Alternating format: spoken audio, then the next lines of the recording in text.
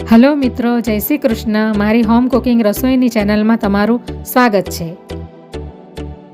Channel પર નવા હોવ તો જરૂરથી ચેનલ સબસ્ક્રાઈબ કરજો, જેથી મારા દરેક વિડીયોનું નોટિફિકેશન તમારા સુધી પહોંચશે.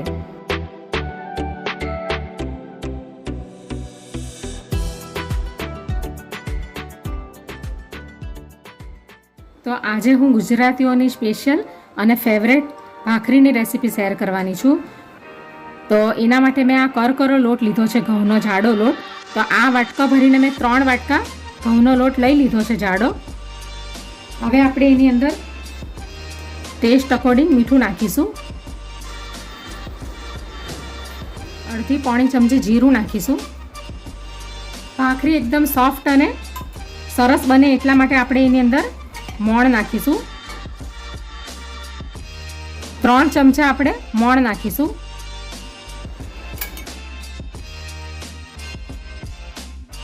તો 3 ચમચા ભરીને તેલ મેં નાખી દીધું છે અંદર મોણ માટે. તો હવે આપણે મિક્સ કરી લઈશું. મેં અહીં 3 વાટકા લીધા છે લોટના. તો આપણી 6-7 ભાખરી તૈયાર થઈ જશે. તમારે જે પ્રમાણે બનાવી હોય એ પ્રમાણે તમારે માપ લઈને લોટ લઈ લેવાનો.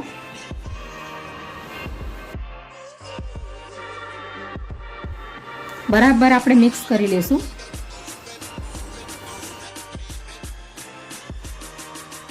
આ ટાઈપનો લોટ આપણે તૈયાર કરી લઈશું. આ ટાઈપનો, એટલે આ તૂટી જાય સરસ, તો આપણી ભાખરી પણ સરસ સોફ્ટ થઈને આવી રીતે તૂટશે. હવે આપણે એની અંદર આ ઘરની મલાઈ છે એ આપણે એની અંદર નાખીશું. 3 ચમચી જેટલી નાખીશું. તો 3 ચમચી મલાઈ નાખી દીધી છે મેં. હવે આપણે ફરીથી મિક્સ કરી લઈશું. આ મલાઈ નાખવાથી ભાખરી એકદમ આમ સોફ્ટ બનશે અને તરત તૂટી જાય એવી બનશે.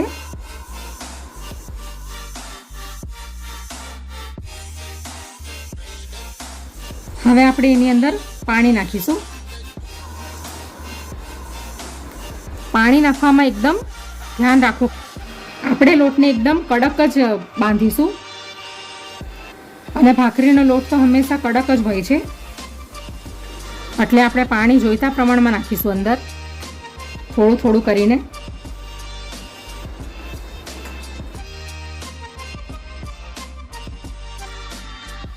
તો આપણે આ રીતનો ભાખરીનો લોટ તૈયાર કરી લઈશું, એકદમ કડક કડક.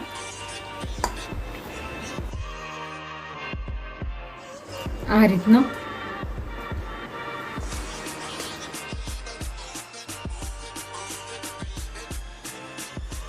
તો હવે ભાખરીનો લોટ રેડી થઈ ગયો છે.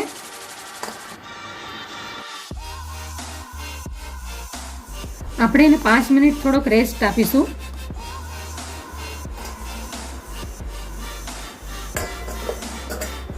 તો આપણે લોટને 5 મિનિટ સુધી રેસ્ટ કરવા માટે મૂક્યો છે. તો એટલી વારમાં આપણે આ ગેસની ઉપર તાવડી મૂકી દઈશું. આ માટીની તાવડી છે, આ એ મૂકી દઈશું આપણે ગરમ કરવા માટે. તો એને આપણે મીડિયમ ફ્લેમ પર જ ગરમ કરીશું.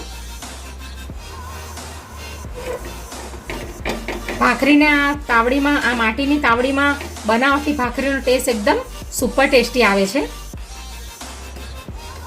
તો હવે 5 મિનિટ થઈ ગઈ છે. હવે આપણે ભાખરીને બનાવવાનું ચાલુ કરીએ.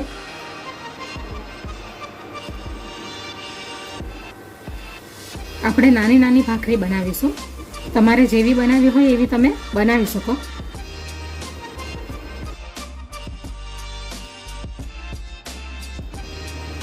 હવે આપણે રોટલીની જેમ એને વણી લેશું.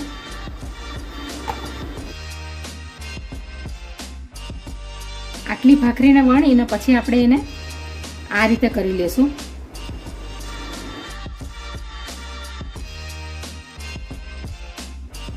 એટલે ભાખરીનો શેપ સરસ ગોળ આવે અને ઓછી ફાટશે. આપણે ભાખરી વણવામાં લોટની જરૂર નથી પડતી. આપણે આવી રીતે એને પાટલા પર વણી લેવાની હોય, આ રીતે.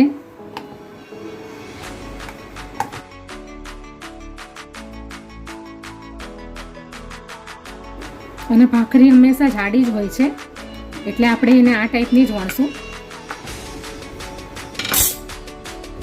આ ટાઈપની.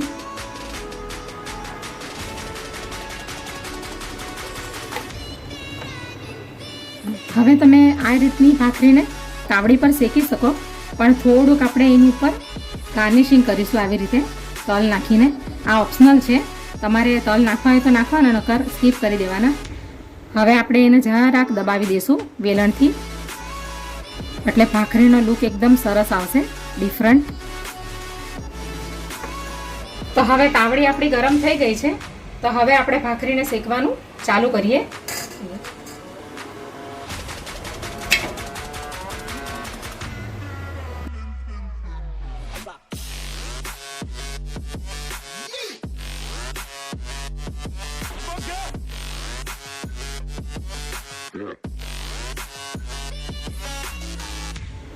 આવી રીતે આપણે બધી સાઈડેથી બરાબર વણી લેવાની છે. એક સાઈડ પતલી અને એક સાઈડ જાડી એવી નથી વણવાની, મીડિયમ બધી સાઈડેથી ઇક્વલ આપણે વણી લેશું.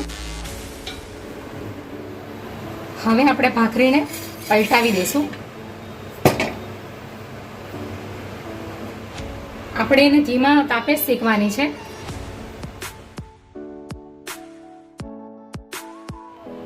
હવે આપણે બીજી સાઈડેથી પણ પલટાવી દઈશું.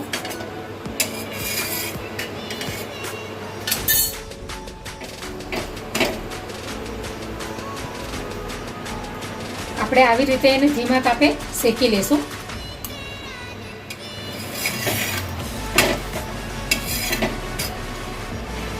તો બંને સાઈડેથી આપણે બરાબર ધીમા તાપે ભાખરીને શેકી લેશું.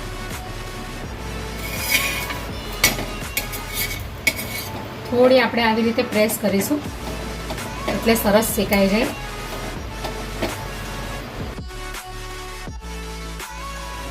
તો બંને સાઈડેથી બરાબર શેકાઈ ગઈ છે, તો હવે આપણે એને ડીશમાં કાઢી લેશું.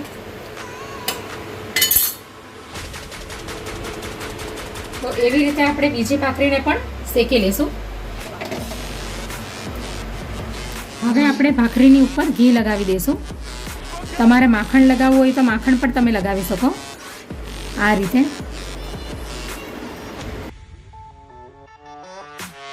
તો એક ભાખરી રેડી થઈ ગઈ છે. આવી જ રીતે આપણે બધી ભાખરીને તૈયાર કરી લઈશું.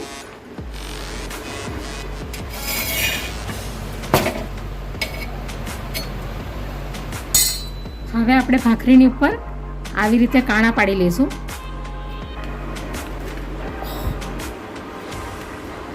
એટલે ઘી અંદર સરસ જતું રહે.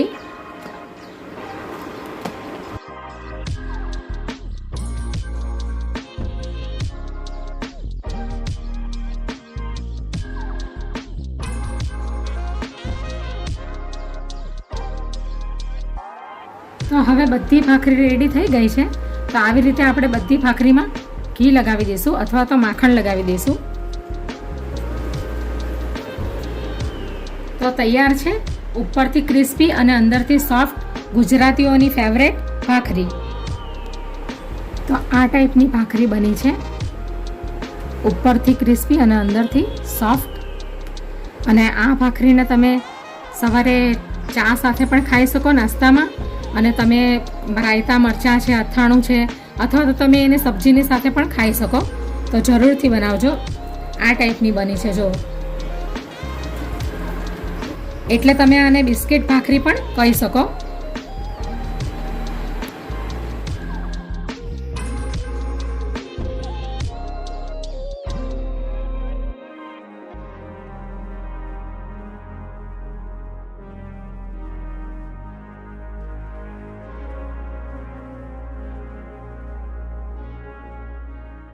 Audio Jungle.